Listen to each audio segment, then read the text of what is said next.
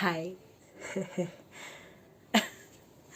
So, ayun, nandito ka na naman sa channel ko and ngayon, mapapanood mo kung paano ba gumawa ng tuna pie. Pero wait, huwag ka muna aalis kasi bibigyan kita ng tip kung paano magiging pop. Paano yung pop? Popping.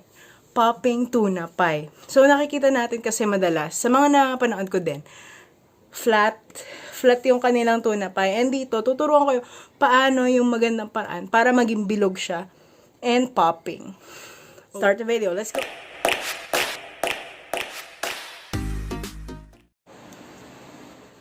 I added cheese to the recipe I saw. Grated carrots, minced onion. Ito ng tuna.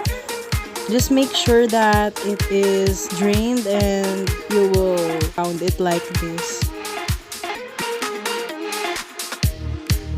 Then add the onions, the carrots. Then mix it well. After mixing it well, you will put mayonnaise. Tansya-tansya lang talaga siya, guys. Hindi ko siya measure or what.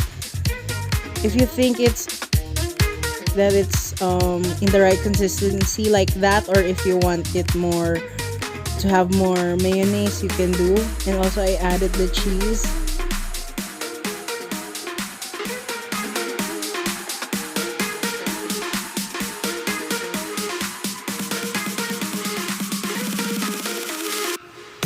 Because we didn't have a rolling pin, I used a glass because it's in cylindrical shape also. Also, I didn't remove the edges of the bread because it's okay.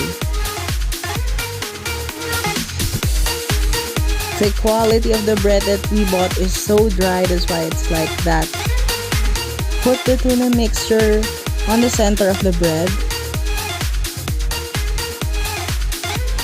Then I will damp edges of the bread in order for me to have an easier close.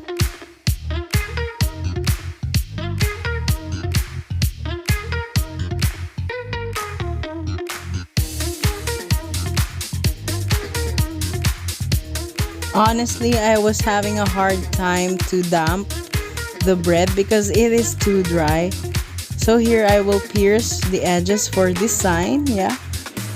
And then as you can see, it is flat. So here is the technique.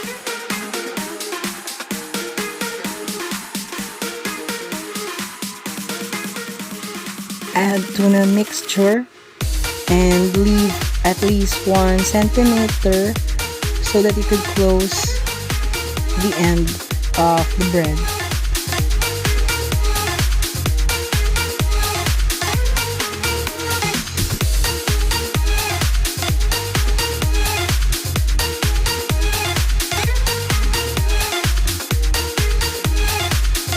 For some of you may skip this part because this bread is too dry. So please pick a bread that is moist.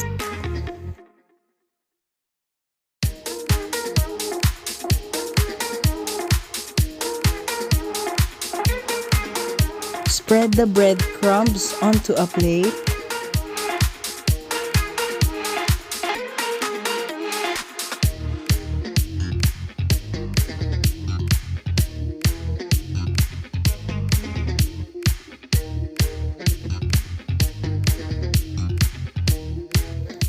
Do these steps again and again until you don't have tuna mixture and bread.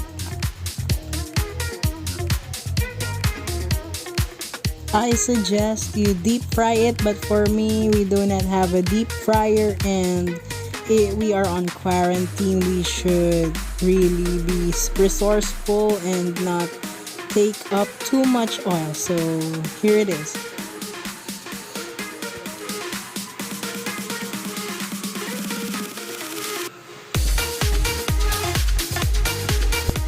Fry it on medium heat so that you may avoid burns. So, and you can see here, it has a little burn.